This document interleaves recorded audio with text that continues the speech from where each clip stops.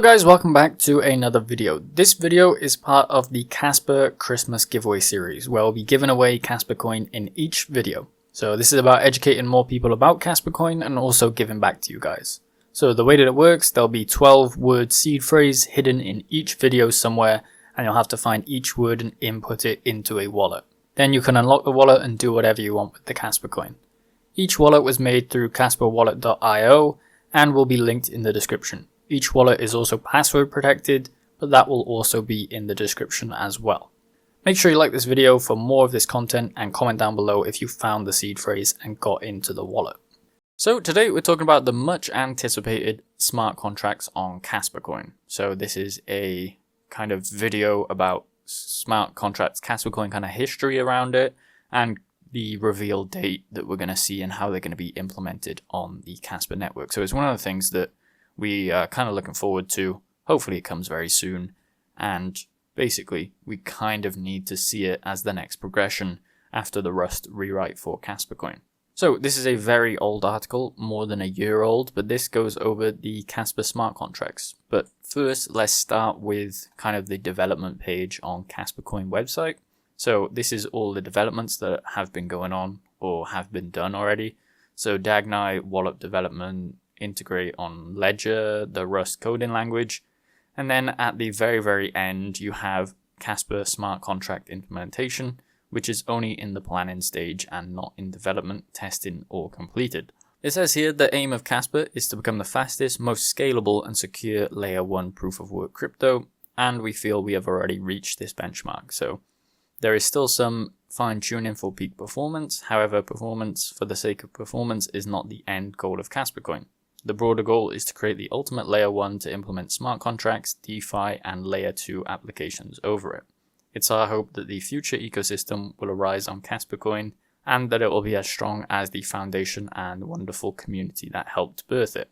So this has kind of been on the website for pretty much the start of time, I believe, for the Kaspa coin, and this has always been in the planning stage of development. So let's look at smart contracts here. So Kaspa is evaluating the adoption of smart contracts with technology known as rollups, designed to improve the speed and efficiency of blockchain transactions. This involves 2 potential paths, each with its own implications and challenges. So they still haven't decided kind of what they're doing with smart contracts necessarily, because back in 2023, this was posted in the Discord from one of the developers.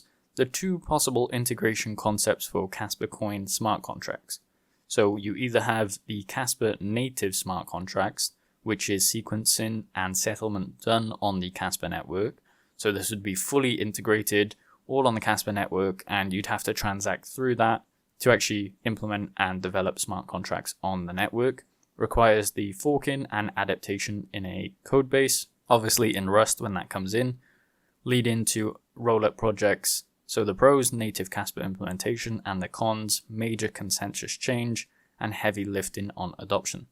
So kind of seeing that with Rust as well, that you need major change, and there will be a hard fork for that as well, I believe. And then the second implementation would be Kaspa as just a sequencing layer, and then the settlement done on the Ethereum network.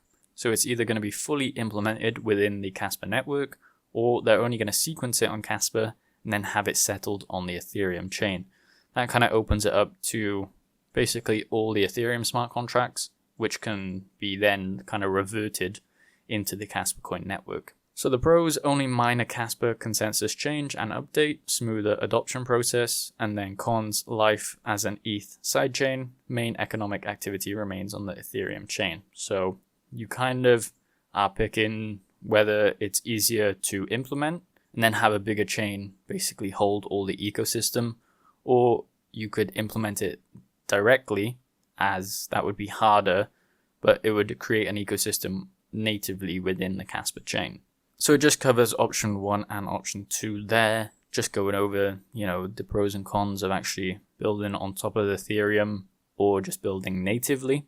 So there are kind of 2 options that they're going with. I don't necessarily know if they've actually picked the option yet. That is kind of like a closed secret, I guess. But then we see with Shay, there are many approaches to smart contracts on Kaspa still under discussion. This was very long ago as well. An approach I personally like is to implement high demand functionality natively, and for arbitrary functionality would be something akin to Atribum's subnetworks, with rapid settlements, the way that you can get abstract assets as fast as UTXOs, and arbitrary functionality with 10-second delay, which is still much better than any proof of work. This reduces gas complexity to a bare minimum. So there is a conversation kind of about gas fees that you're going to have to pay as well. So smart contracts on Ethereum kind of up the gas fees a massive amount, because basically a lot of transactions are going through. They're not necessarily based within the Ethereum chain, but they're based on the smart contract that is contracting, I guess, or actually transacting, which actually upped the gas fees quite a lot, because, you know, meme coin season that happened, that was having gas fees of 20 to 100 to even, you know, $200, $300 per transaction, which is a crazy amount of gas fees to be paying. Obviously, the miners saw a lot of that because we were still on proof of work. But that's kind of one of the problems that you have with smart contracts, is the gas fee goes up quite a lot. Hopefully with the Rust rewrite and the move over to Rust, there should be less gas fees because there's not as much bloat on the network necessarily. So even when smart contracts do come in, there would be less fees to pay because there's so many blocks going through the network that it wouldn't actually get overcrowded. So there's a bunch of questions on how that's going to be implemented, and obviously the mempool can kind of handle it. We saw that with KRC20, even on 1 block per second, how the mempool handled it. And then obviously when it moves over to 10 blocks, it's going to handle it, in theory, 10 times better. So one thing that I do want to note is that KRC20 isn't necessarily a smart contract. It is kind of an inscription onto the blockchain. So I do think that the KRC20 tokens, when smart contracts come out, they are probably going to shift over to smart contracts and, you know, maybe airdrop a bunch of the coins over to wallets. I don't know how they're actually going to implement that. But obviously all those people that have bought these KRC20 tokens are going to have, you know, some questions about what happens when smart contracts come in, because they should be reverted over to a smart contract just so people don't necessarily lose out on the tokens that they bought right now. So as I said, KRC20 is not necessarily a smart contract. It is just an inscription onto the blockchain, kind of like how ordinals or runes work on Bitcoin. Bitcoin doesn't have those smart contracts, so people found a way to inscribe on the network, and I believe this is what KRC20 is based on. I know they're calling it smart contracts, but they're not necessarily smart contracts because it doesn't work on the same method that a smart contract would. And then this article just kind of goes through like the benefits of it and stuff like that. One thing I do want to note on the scalability side, after reading it, one of the most significant advantages lies in their scalability. Traditional chains often face challenges with scalability as number of transactions increases, obviously higher fees, but we kind of did see higher fees on the network when KRC20 was implemented, and I believe that was actually more to do with the Kaspa wallet, where it was actually just taking all the Kaspa coin and spending it on the fee, and that actually upped the fees on the network because people were kind of bidding against each other to get their transaction onto the network. We saw crazy fees during that time. I believe right now it's actually died down. So when we look here, the fee is around 2,000 sompi. So this is like sats for Kaspa coin. And then if we look at the KRC20 tokens, you can see a bunch of them here. As I said, they're not smart contracts. So remember that there is a very big difference between tokens kind of inscribed on the network and actual smart contracts on the network. There are a bunch of them that are kind of the top ones right now. I'm not necessarily going to get in and tell you to buy them or anything, but if you look at the 1 month chart, you can see that these have kind of relatively increased in price over time. I believe that's the biggest one. And then we go to a month and we can kind of see the chart. So all of them are up in price by quite a lot. There's not a lot of volume or kind of market cap within them, so it wouldn't necessarily be bad to sell them.